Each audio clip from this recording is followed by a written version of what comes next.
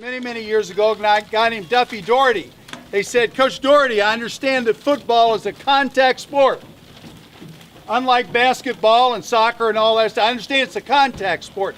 And Daugherty's response was, no, dancing is a contact sport. Football is a collision sport.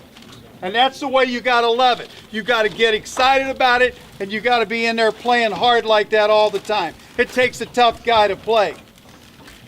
But I wonder, does being a tough guy make you a real man? See, there's a distinction between guts and strength. Big distinction between guts and strength.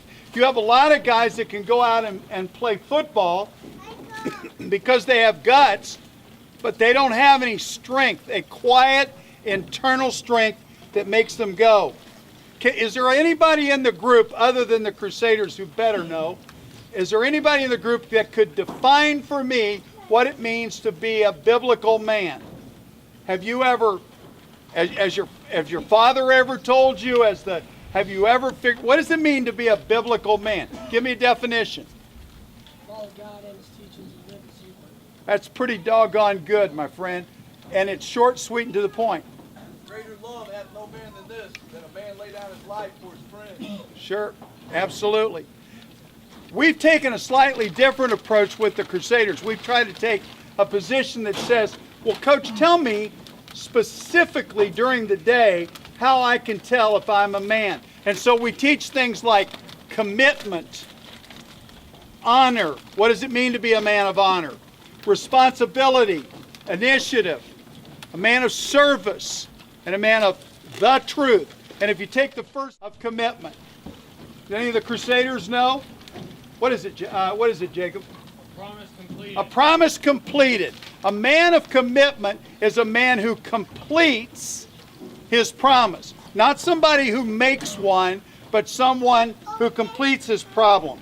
And in our world today, we have a big problem between the two concepts of involvement and commitment.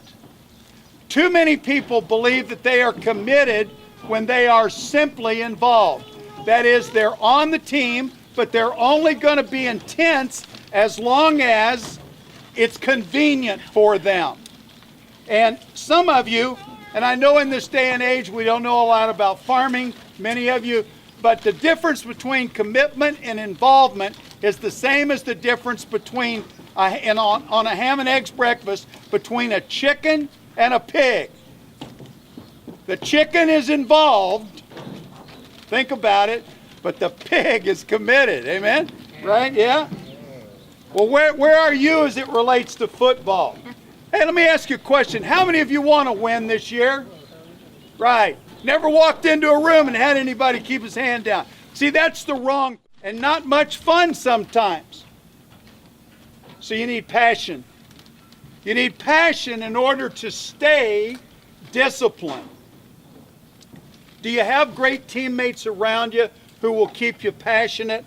Our team chaplain talks all the time about balcony people and base. Somebody gets in his chops and he doesn't quit the team, he just stops playing emotionally. That's a dropout. What about a sellout? How about Ray, the tight end, the guy that missed the block on purpose and Rev got hurt? What about that dude? That guy's a sellout because he is against the team. He's trying to undermine the team. He's the guy that talks in the locker room about how tough coach is. Why do we put up with that guy? And he just gripes incessantly. Stay away from that dude. He's a sellout. And then you got guys that are all outs. How about Louis Lassick? The big dude, right? You know Louis Lassick, and remember the Titans. If you don't, you're missing.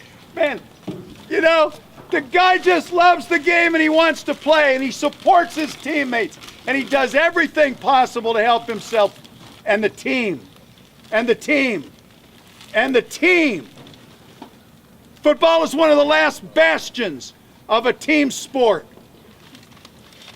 Well, the Bible shows us the same kinds of people.